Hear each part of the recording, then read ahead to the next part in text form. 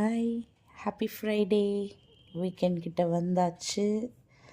இன்றைக்கி வெயில் இருந்தது, அதனால் வந்ததுமே ஏசி போட்டு வச்சாச்சு ரூமை.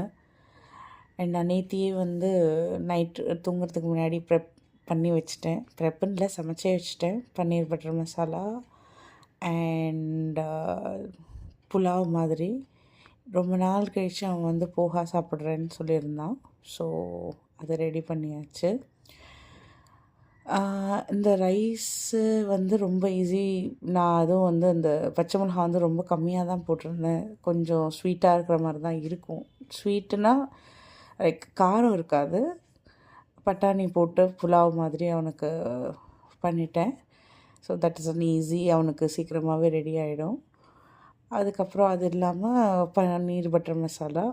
இதுவே அவன் லைக் உனக்கு பன்னீர் பட்டர் மசாலா காலி பண்ணணும், அதனால இன்றைக்கி நீ கொடுத்து அனுப்பிச்சிரு அப்படின்னு சொல்லிட்டான். பசங்க இப்போல்லாம் நம்ம அம்மாட்ட அந்த இதுவே இல்லை.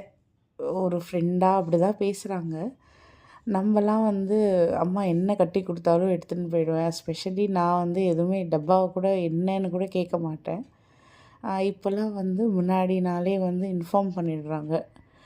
ஒரு விதத்தில் ஃபைன், பட் ஸ்டில். அப்புறம் இங்கே சாப்பிட போஹா ரொம்ப நாள் கழிச்சு அவன் கேட்டான். அது ரெடி டு eat தான். அண்ட் இந்த ஆப்பிள் அப்சஷன் இன்னும் போகல அவனுக்கு. இந்த வீக் ஃபுல்லாகவே அவன் அதை தான் சாப்பிட்டான்.